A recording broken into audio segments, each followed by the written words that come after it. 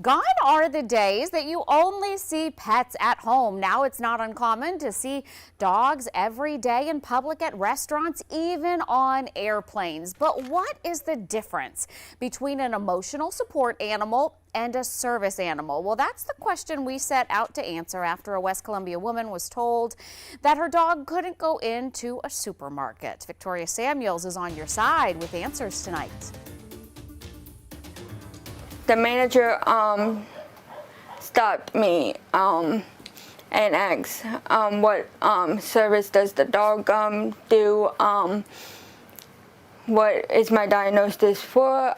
I just said it was a support, never said what my diagnosis was or anything.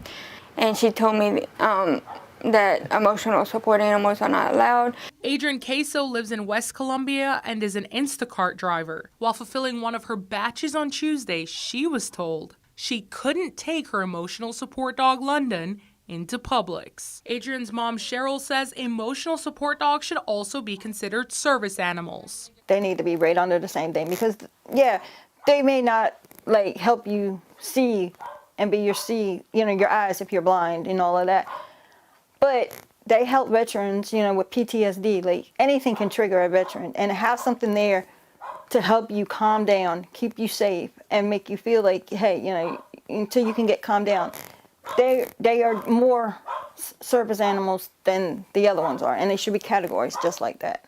In a statement to WLTX, Publix said, Publix permits service animals in the area of its premises that are open to the public. A service animal is a dog or a miniature horse that is individually trained to do work or perform tasks to assist an individual with a disability. Dogs, miniature horses, or other animals that provide only emotional support, comfort, or companionship are not considered service animals. Michelle Payne is the executive director at Palmetto Animal Assisted Life Services, also known as PALS. PALS is a nonprofit in Colombia that provides and trains assistance dogs for those with autism, mobility restrictions, PTSD, veterans, and more. She says most public places allow service dogs, but only 2 questions can be asked. 1, is it a service dog? And 2, what service does it provide? A service dog is a dog that's specifically trained to do tasks for an individual and be able to help the individual, whether it's a PTSD client, mobility client.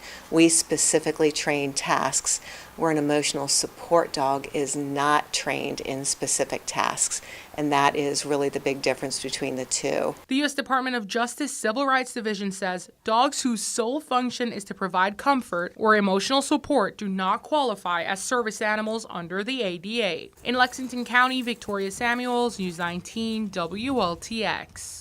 Very interesting. Glad we got those answers tonight. And DHEC says only service animals are allowed in establishments that have a DHEC grade sticker on the door, not the emotional support animals.